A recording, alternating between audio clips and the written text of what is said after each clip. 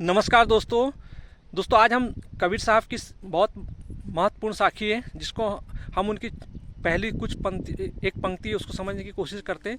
दोस्तों, कबीर साहब कहते हैं कि रैन दिवस पिए संग रहत, मैं पापी नहीं जाना। दोस्तों, यहाँ पे जो पी का अर्थ है वो सत्य आत्मा से है और मैं जो अहंकार। दोस्तों, वैसे अध्यात्म में हमेशा जो तीन चीज़ों को हमेशा ध्यान रखा जाता है जो हमारे जीवन में निरंतर चलते रहती है।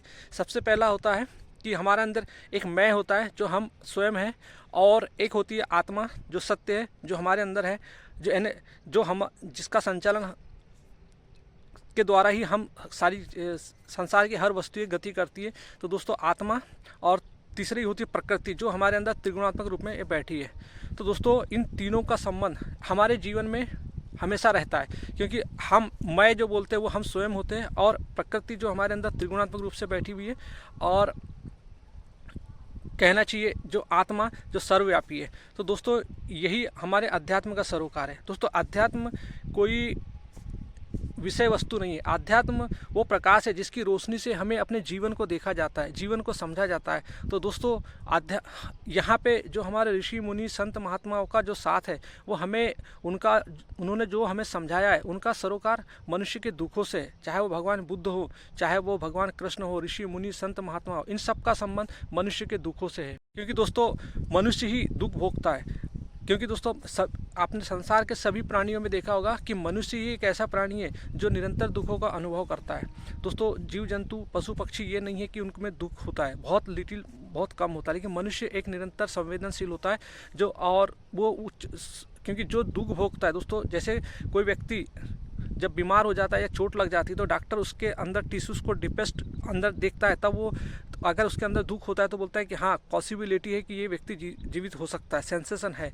और जब उसके अंदर वो मतलब सेंसेशन नहीं आता तो वो बोलता है कि ये व्यक्ति कोमा में जा चुका है। दोस्तों, यही कारण है कि मनुष्य संवेदनशील है और मनुष्य के जीवन में दुख है। तो दोस्तों, यहाँ पे हमारे ऋषि हमें समझाना चाहते हैं कि जो मनुष्य के जो दुख है, मनुष्य की समस्या, दुखों की जो समस्या है वो हमेशा बाहरी जगत में ढूंढता है। तो दोस्तों, यदि शारीरिक रूप की जो समस्या है तो निश्चित रूप से उसकी बाहरी जगत से ही उसकी पूर्ति होगी, चाहे वो उसकी खाने पीने की हो, चाहे वो शरीर की बीमारी हो, चाहे उसको वायरस लगा हो तो उसको वैक्सीन बाहर से मिलेगी, चाहे उसके दोस्त हो, रिश्तेदार हो, भाई बंधु हो, तो सब उससे बाहर से मिलेंगे। इसमें कोई डाउट नहीं। ऋषि भी सहमत है कि आपकी समस्या बाहरी जगत से ही पूर्ण होगी, क्योंकि शरीर के लेवल की समस्या है। लेकिन दोस्तों, ऋषि कहते हैं कि जब आपकी समस्या धर्म की लेवल की होती है, जब आपकी समस्या का यानी धर्म की यानी दुखों की समस्या यानी धर्म की समस्या, तो उसका निदान बाहरी जगह से नहीं हो सकता।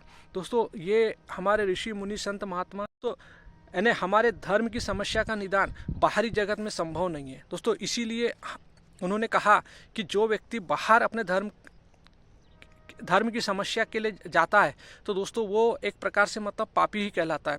क्योंकि ऋषि मुनि संत महात्माओं ने गा के बताया कि जैसे भगवान ऋषियों ने, भगवान कृष्ण ने, बुद्ध ने, महावीर ने और संत वाणियों ने, गोरखनाथ जी ने इन सबको समझाया कि जैसे कबीर साहब तो गा के बताया, मोको कहाँ ढूंढे रे बंदे मैं तो तोरे पास। इन्हें सब संत महात्मा ने गा के बताया। उसके बावजूद भी जो व्यक्ति यदि बाहर जगत में अपने धर्म के दुखों के समस्या के लिए जाता है तो दोस्तों उसी को बोलते हैं कि वो सबसे बड़ा पाप है। तो पाप की समस्या भी समझ आएगी। हम जब अज्ञान में जीते हैं तो अज्ञान ही हमारा सबसे बड़ा पाप है। तो दोस्तों, वेदांत हमें समझाता है कि आपके अंदर की जो समस्या है वो कि आपके अंदर की समस्या का समाधान, आपके आंतरिक हृदय की समस्या का समाधान सिर्फ और सिर्फ मात्र कहना चाहिए आत्मज्ञान ही। आत्मज्ञान के बगैर आपकी समस्या का समाधान नहीं है। दोस्तों, हम चाहते हैं कि बाहरी जगत से सब चीज़ हमें मिल जाए। दोस्तों, बाहरी जगत से हमें भौतिक वस्तुएं मिल जाएगी, लेकिन जो हमारे दुखों का निवारण है वो हमारे आंतरिक हृदय का जो निवारण है वो हमारे आत्मज्ञान से ही आएगा। और नीति के माध्यम, नीति दोस्तों मतलब ये होता है कि जो हमने अपने माइंड में पाल के रखा है, जो कर्मकांड और जो लोक धर्म जो मान के रखा है, और जिसके लिए हम बाहरी संसार में जाते हैं। क्योंकि व्यक्ति बाहर अपनी समस्या को ढूंढता है तो वो सोचता है कि ये धर्म की समस्या भी उसे सोचता है कि जैसे बाहर से उसको हर चीज़ से पूर्ति हो रही है तो वो अपने दुखों की समस्या भी बाहर से पालेगा। तो भगवान श्री जो ऋषि कहते हैं कि नहीं, आपकी समस्या बाहर से कभी नहीं होने वाली। इसलिए दोस्तों आपने देखा होगा कि यही अज्ञान के कारण लोग बाहर जाके कर्मकांड हो गया या लोग धार्मिक चीज़ें हो गई, निरंतर वो बाहर अपनी समस्या का समाधान ढूंढते हैं। और दोस्तों अहंकार यही करता है कि वो अपने आप को बाहरी दुनिया से चीज़ें जोड़ते जाता है। समस्या उसकी भीतरी होती है, लेकिन वो भीतरी समस्या का समाधान बाहर की भौतिक वस्तुओं से और ये जो कर्मकांड की विधियां है इनसे अपने आप को परिपूर्ण करना चाहता है। दोस्तों उससे उसकी बेचैनी कभी नहीं मिटती और बेचैनी निरंतर बढ़ती है और यही बेचैनी उसके अंदर फिर हिंसा और क्रूरता का भाव लाती है और वो अहंकार फिर से उसी संसार में जाता है और चीज़ों को इकट्ठा करते जाता है और बेचैनी निरंतर बढ़ती जाती है। तो ऋषियों का जो सरोकार है, भगवान कृष्ण की गीता का और उपनिषदों का और भारतीय दर्शन शास्त्रों का सरोकार यही है कि मानव को उसके दुखों से मुक्ति दिलाना। दोस्तों मानव ही बंधन में है और बंधन से मुक्ति दिलाना ही इन सब ग्रंथों का सार है। तो हमें ऋषि समझाते कि बाहरी जगत में आप जो कुछ भी कर रहे हो, आप जो भी तीर्थ यात्रा जो कुछ भी कर रहे हो, उससे आपके दुखों की मुक्ति नहीं होगी। आप जो भी कर्मकांड कर रहे हो, यज्ञ कर रहे हो या पूजा पाठ जो भी मंदिर सब जो जा रहे हो, वो एक विधि है, उससे आपके दुखों का समाधान नहीं होगा। आपके दुखों का समाधान होगा आत्मज्ञान से, आत्म अवलोकन, आत्मचिंतन से।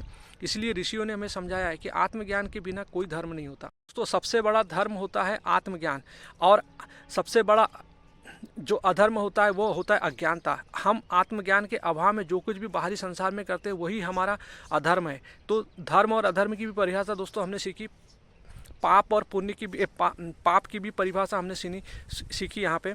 तो दोस्तों हमसे ऋषि कहना चाहते हैं कि अहंकार एक ऐसा है, इतना बाहरी जगह से जुड़कर वो अपने आप को इतना फूल जाता है। जैसे एक कैंसर की सेल्स होती है दोस्तों, जैसे वो एक कैंसर में एक मेटासिस होता है, मतलब मेटासिस एक जगह पर इतना फैल जाता है कि वो धीरे धीरे फिर वो एक जगह से दूसरी जगह निरंतर फैलते रहता है। तो दोस्तों अहंकार भी वैसा ही है, वो अपने आप की पूर्ति बाहरी जगत की चीज़ों को इकट्ठा कर करके संग्रह करता है, लेकिन दोस्तों उसको वो कभी भी पूर्ण नहीं हो पाता।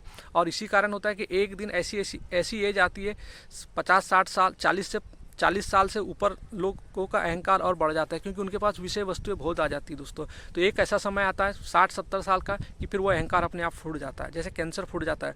तो दोस्तों अहंकार फूला यानी कुछ भूला मतलब अहंकार जब भी फूलेगा तो आत्मज्ञान के अभाव में सब चीज़ भूल जाएगा। तो दोस्तों अहंकार का काम है उसकी समस्या अधिकता की नहीं है, लेकिन दोस्तों उसका अज्ञान है कि वो सोच रहा है कि मुझे कुछ अधिक चाहिए जिससे मेरी बेचैनी मिट जाएगी। दोस्तों मनुष्य की समस्या का निदान अधिकता नहीं है, मनुष्य की समस्या का निदान है घटाना। इसलिए ऋषि मुनि हमें समझाते हैं, नेति नेति जो वेदांत की सबसे महत्वपूर्ण विश्व की व्याख्यात थ्योरी है।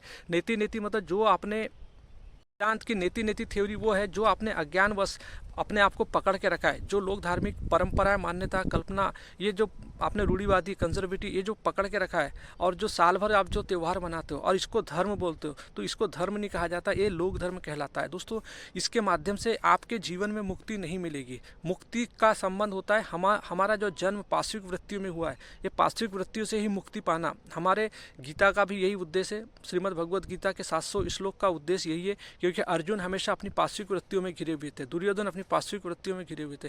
तो दोस्तों और यही कारण होता है कि हम अपने दुखों में फंसे रहते हैं। तो ऋषि हमें समझाते हैं कि आपके पास, क्योंकि आप पूर्ण हो, इसलिए हमारे उपनिषद कहते हैं ओम पूर्णमद पूर्णमिदं पूर्णात पूर्णमुदच्यते पूर्णस्य पूर्णमादाय पूर्णमेवावशिष्यते।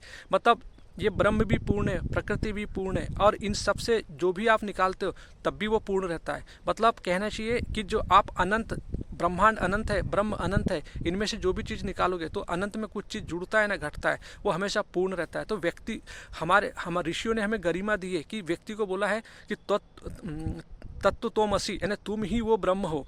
तो दोस्तों जब हम अपने अंदर ही पूर्ण है, इसलिए हम अपने अंदर कुछ भी जोड़ते हैं तो हम कभी भी सुखी नहीं रहते। इसका मतलब ही होता है कि हमारा दुख जो है वो हमारे स्वयं के कारण है, हम स्वयं अपने दुखों का निर्माण करते हैं दोस्तों। और ये अज्ञानता हमारे लोक धर्म से आती है, हमारे कर्मकांड को हमने धर्म का माध्यम समझा, यही हमारे दुखों का बंधन है। दोस्तों यदि हम अपने दुखों को से मुक्ति चाहते हैं तो हमें अपने वेदांत दर्शन के पास जाना है, कृष्ण की गीता के पास जाना है, उपनिषदों के पास जाना है। दोस्तों यही एक है जिसको हमें अपने बंधनों से मुक्ति दिला सकता है, क्योंकि जीवन दुख ही है दोस्तों। दुखों का बहुत बड़ा, क्योंकि अहंकार अपने साथ 100 द्वंद्वों को लेके चलता है, और दोस्तों अहंकार ही हमारा सबसे बड़ा मूल अज्ञान है। तो अहंकार को हटाना ही हमारे जीवन का उद्देश्य है दोस्तों। तो यही हमारे ऋषि मुनियों की सीख है, क्योंकि दोस्तों हम बाहरी जगत में सोचते हैं कि मैं ये तीर्थ करके आ गया, 11 ज्योतिर्लिंग को आ गया, तो दोस्तों ये सब करके आने के बाद अहंकार इतना फूल जाता है, यानी वो अपने वास्तविक धर्म को छुपा लेता है। वास्तविक धर्म है उसका आत्मज्ञान का, कि आत्मज्ञान उसका सबसे मेन धर्म है, लेकिन वो अपने जो बाहरी जगत में घूम घूम के अपने आप को कहीं धार्मिक प्रतिष्ठान कर लेगा, या कहीं मंदिरों को घूमे आएगा, या पहाड़ियों में घूमे आएगा, और उसका बखान करेगा कि मैं इतने ज्योतिर्लिंगों की यात्रा करके आ गया, मैंने इतना कर्मकांड कर लिया, यानी सब तमाम चीज़ों की बाहरी जगत में जो भी काम करेगा, उससे दोस्तों उसका कभी मूल अज्ञान नहीं घटेगा। क्योंकि आपकी समस्या भीतरी हृदय की समस्या है, आंतरिक समस्या है, और आंतरिक समस्या मतलब बोध की समस्या है, आपके आत्मज्ञान की समस्या है। क्योंकि आपके अंदर बैठी पाश्विक वृत्तियाँ, काम, क्रोध, लोभ, मोह, मद, मात्सर्य, आपको इनसे मुक्ति चाहना है दोस्तों। ये मुक्ति आपको बाहरी कर्मकांड में कभी नहीं मिलेगी। कर्मकांड अच्छी चीज़ हो सकती है, लेकिन आप उसको मुक्ति का साधन मानेंगे तो ज़िंदगी भर दुख भोगेंगे। तो दोस्तों हम अध्यात्म का सरोकार मनुष्य के दुखों से है, कृष्ण की गीता का संबंध मनुष्य के दुखों से, ऋषि मुनियों का संबंध दुखों से है।